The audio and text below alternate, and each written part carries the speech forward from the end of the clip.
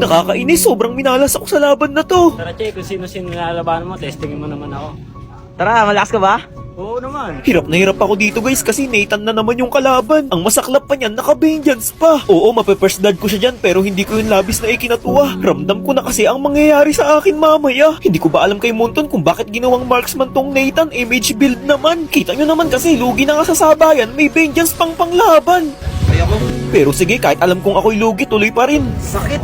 Napapasabi na ako ng sakit at hapdi dyan guys kasi hindi ko na kinakaya. Ultimo sa maliliit na farm, ako ini-invade niya pa. Inantay ko lang mawala yung vengeance niya tsaka ako tinangkang pasukin. Nagtiwala ako sa aking inspire pero wala pa rin. Grabe ang kate. Alam kong lugi ako sa sabayan kaya naging play safe na ako. Bahala na kung sabihin niyang ako'y puro tago. Basta ang tangi ko lang magagawa ay dumepensa. Mag-aantay ng tamang panahon para palagan siya. Sinubukan ko siyang gulatin dito. Aray. Habang wala pa siya, pinilit kong kunin yung blue blob ko. Kapag ako'y kanyang naabutan, tiyak meron akong kalalagyan. Binilisan kong kuhain guys kasi alam kong pupunta yan dito. Nang mapansin niyang palakad-lakad ako sa harapan niya, hindi na siya nagdalawang isip para ako'y ultihan pa. Buti napakabilis ng aking darili para mag-switch ng item. Narinig niyo yun guys, sabi ng mga manonood, ang bilis daw ng kamay ko. Sila na mismo ang nagpapatotoo. Binigla ko siya dito guys at napagamit siya ng Winchalant. Malaking advantage yun para sa akin. Kung totoosin, pwedeng-pwede ko na siyang pasukin. Subalit hindi na kailangan kasi kusa na siyang lumalapit. Napatakbo na nga lang ako dito kasi hindi ko kinakaya yung sakit. Imbis na ako'y umuwi, nanatili ako dito at nagpa-lifesteal na lang sa mga minions niya. Napa-Winchalant na naman siya dahil sa hapdi na nadarama. Kung may sibat lang sana ako, kayang-kaya kong pitasin yun. Pipilitin ko nga sanang habulin guys kasi tingnan nyo naman, napakalapit niya lang. Inaasar-asar niya pa nga ako Tingnan nyo, umi-emote-emote pa. Yun ang pagkakamali ko, masyado akong naging kalma. Sa pagkakataong ito, tinatayuan niya na lang ako sa loob ng base ko kasi alam niyang lamang na siya. Ulto man ang aming score pero alam nating lahat na sa kanya pa rin papabor. Bali sa mga nagtatanong nga pala guys kung bakit napakadaya ni Nathan sa 1v1. Una sa lahat, hindi ka pwedeng mag-Winchalant pag yan yung kalaban mo kasi nga mage item siya. Lalo pa ako napanghinaan ng loob kasi naka-vengeance siya. Kaya kung mapapansin nyo yung diskarte ko dyan, inaantay ko lang munang mawala yung Winchalant niya tsaka vengeance tsaka ako papalagan. Sa paraang yun, magiging patas ang laban.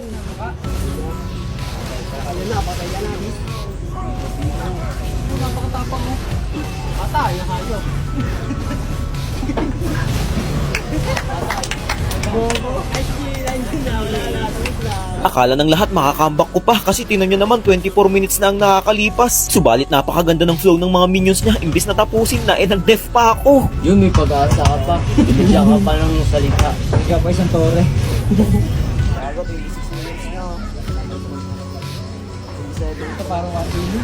Panoorin nyo na lang guys hanggang dulo kung paano ko siya pinahirapan bago manalo.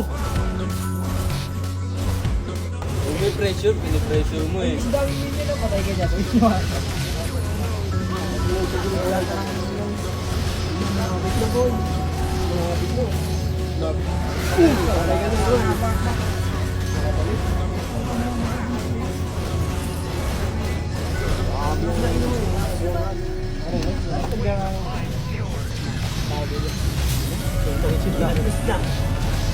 Patay ka.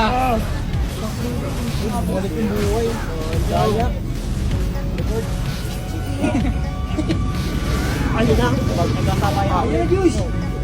Uy. Yun. Yun.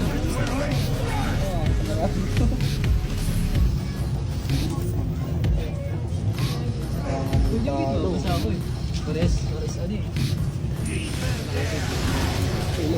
Ilang beses na naligong araw. Ayan na. Oh, ay! Pagbugay! Oh! Patay! Ayan na. Oh!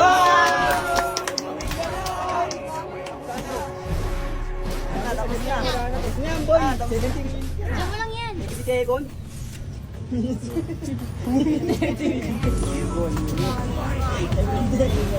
Nakakabahan si Kyle eh. Kahit nababasa na siya ng ulan eh. Malungkot pala. Alam ko masaya. Different ka. Ako mga. Rally ba ba? Yan. Marami ba? Marami. Hindi kaya nyo ba yan?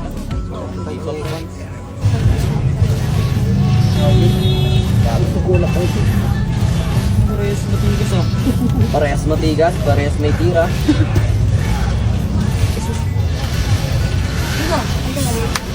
Ayan na! Ayan na! Ayan na! Ayan na! Ayan na! Ayan na! Sayang! Wala pa! Patay mo! Wala na! Wala na! Sayang!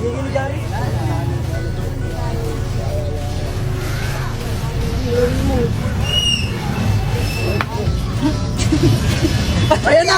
Patay na! Ayan na! Bam! Wala pa! Joke lang! Matagos ko nga sa niya, sa ano?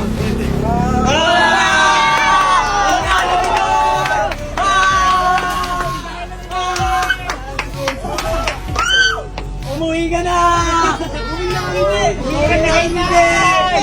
Lakas!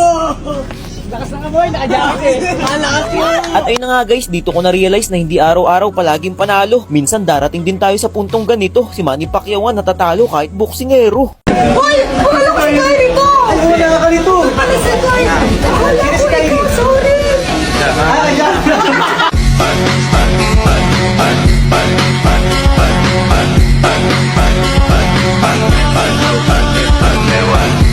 Nagsimula na nga ang matinding bakbakan sa M7 kaya agad kami nagpunta para matunghayan ang mga laro nila.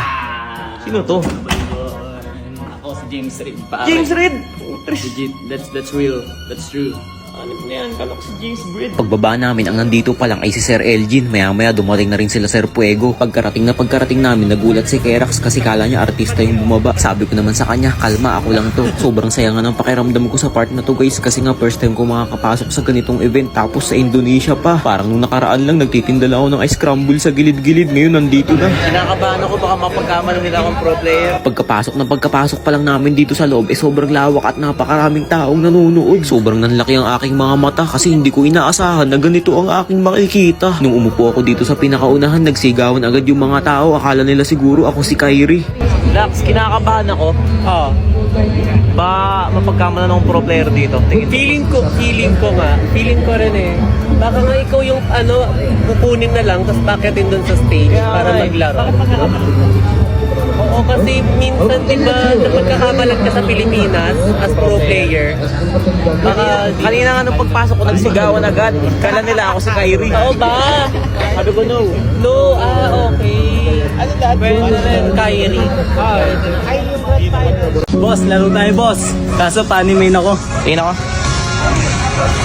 Utik ka, 3,000 matches. Lugi ako dyan, boss. MM to MM lang. Nakita mo lang yung matches sa takot ka na. Hindi naman sa natakot. Dapat MM to MM lang eh.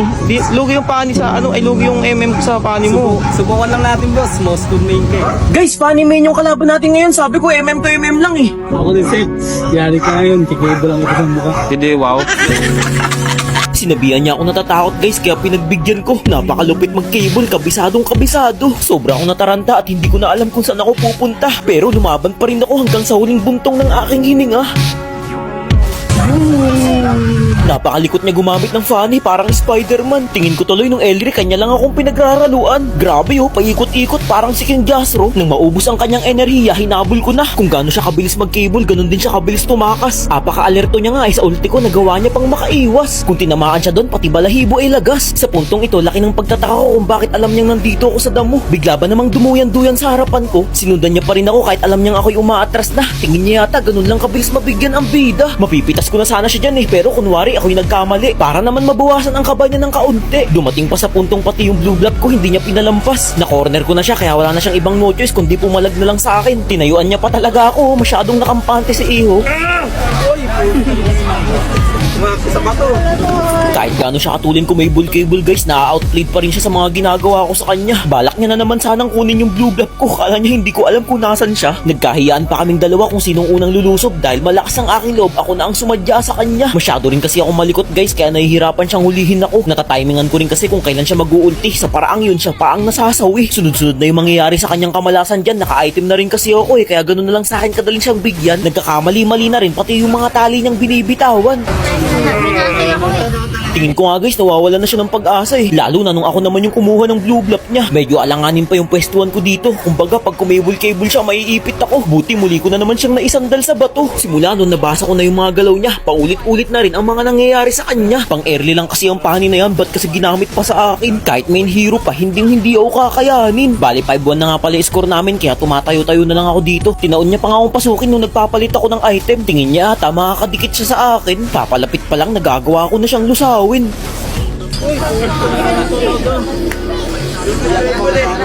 Pagka-respawn niyang muli, wala siyang kalam-alam, nakaabang na isibat ko. Kaya't ng aking bitawan talagang salong-salo. Bali, naka-score naman siya guys sa akin kahit papaano. Subalit hindi pa dyan natatapos ang paghihimagsik ko.